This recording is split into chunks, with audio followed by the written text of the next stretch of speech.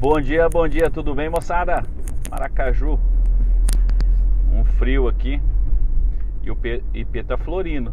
Esse ano as chuvas vão ser mais cedo aqui pra nós, né? Como diz os antigos aí. Os IP todos estão em pleno florescimento.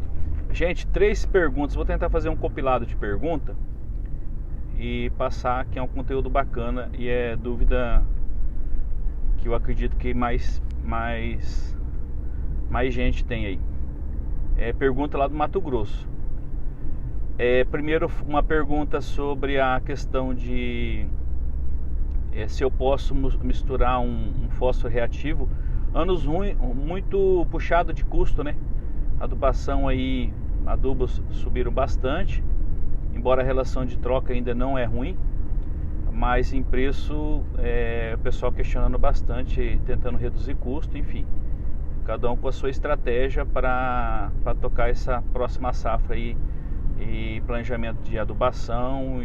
Então a pergunta gira em torno disso aí, se eu posso misturar, ele utilizar fósforo reativo junto com o fósforo para baixar custo. Não vejo muita vantagem, porque o fósforo reativo, dependendo da fonte, a gente chega a análise para nós aqui na faixa aí, tem análise de 15% de fósforo, né? Fósforo reativo, e tem até análise até com 20, até 29%, mas a solubilidade em água aí 2, 3%, e ácido cítrico aí é uma solubilidade aí de 13, 15%. Ou seja, esses fosfatos reativos, ele tem que estar em meio ácido para solubilizar. Se a gente está falando de área para soja, para milho e próprio algodão, não é interessante, porque não vai estar disponível prontamente para a planta. Então, pensando a longo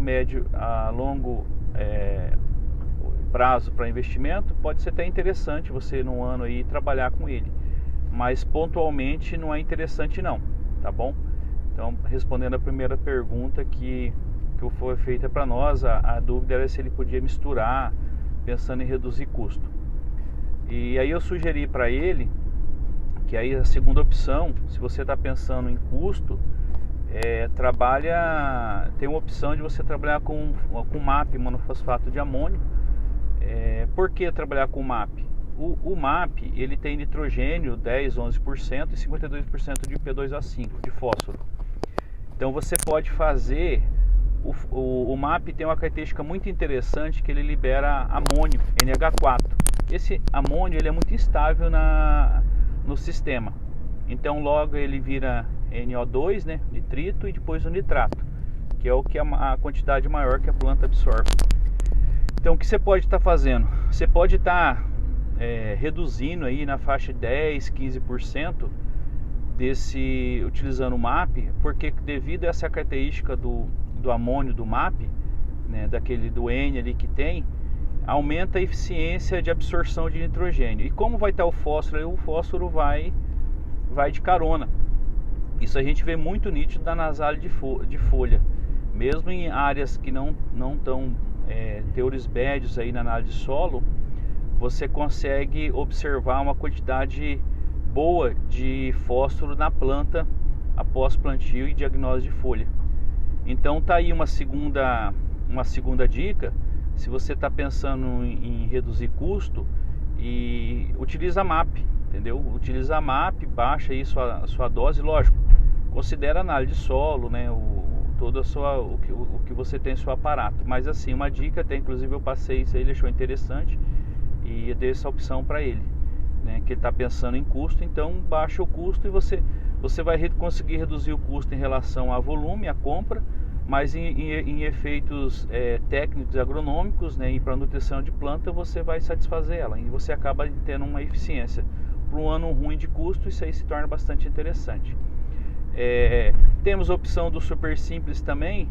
Você pegar umas áreas de abertura aí, você tem aí na faixa de 18 a 21% de fósforo, uma quantidade menor, né, em relação à MAP, que é 52%, e só que você tem cálcio aí na faixa aí de você tem 16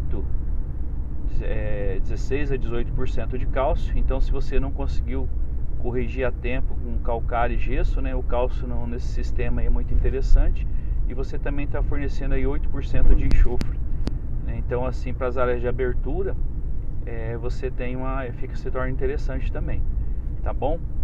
Tem mais uma questão, isso aqui já rodou bastante, o pessoal me ligou, enfim, utilizando adubação do milho, gente, o 10-15-15, para soja. Questão de custo também, perguntou se podia utilizar, questão comercial também, e vendo a parte técnica, que se você poderia utilizar essa adubação 10-15-15. O que vai acontecer, mas vamos falar 400 kg, e vai fornecer 60, 70 pontos de fósforo e potássio. Eu usei potássio para não queimar a planta, né? Nós estamos falando de soja. E aí você vai dar 30, 40 pontos de nitrogênio. Isso não é interessante para o soja. Mais uma vez, questão pensando em custo também, que estratégia que você pode estar adotando?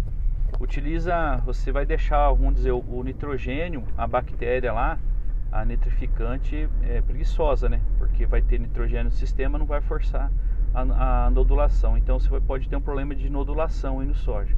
Como é que você pode reduzir isso aí? Fortalece na sua estratégia a utilização de cobalto e molibdênio, né, via tratamento de semente, e via foliar também. Faça aplicações aí de 500 a 60 ml, aqui 10:1 ali, ou seja, usa comol, né, comumente a gente fala aí, antes, durante e depois. Então dá uma sobrecarga maior de cobalto e molibdênio, e na inoculação você também dá uma abusada na inoculação, porque você vai ter um micro-organismo mais tranquilo, vamos dizer assim, né? Em contrapartida, você tem um arranque maior do soja. Mas aí, como a gente precisa de bastante nodulação, você força nessa linha aí, né? Teve bastante pergunta em relação à utilização de milho, porque sobrou a adubação de milho. A condição comercial estava interessante, e é uma estratégia que a gente está pensando na parte comercial, então baixa custo. Então o pessoal usou bastante isso aí. Então a dica fortaleça na inoculação ali, né, com bradyrhizóbio, inoculante da soja, na inoculação, preferência ali na véspera do plantio mesmo, dá um pouquinho de trabalho, mas é um ano que não é um ano de alta de preço, né, gente, de insumos. Então é uma estratégia que a gente tem que olhar com carinho. E fortaleça ali no cobalto molibdênio, né? Então essa é a dica, que tiveram várias perguntas, eu estou fazendo um compilado aqui e estou partilhando com vocês, porque se é dúvida que tem de um ou outro, pode ser que mais pessoas tenham também, e a gente está partilhando com vocês, tá bom? Um vídeo um pouquinho longo hoje, mas informação, conteúdo bacana aí, tá bom? Até uma próxima, e um bom dia para vocês. Até mais.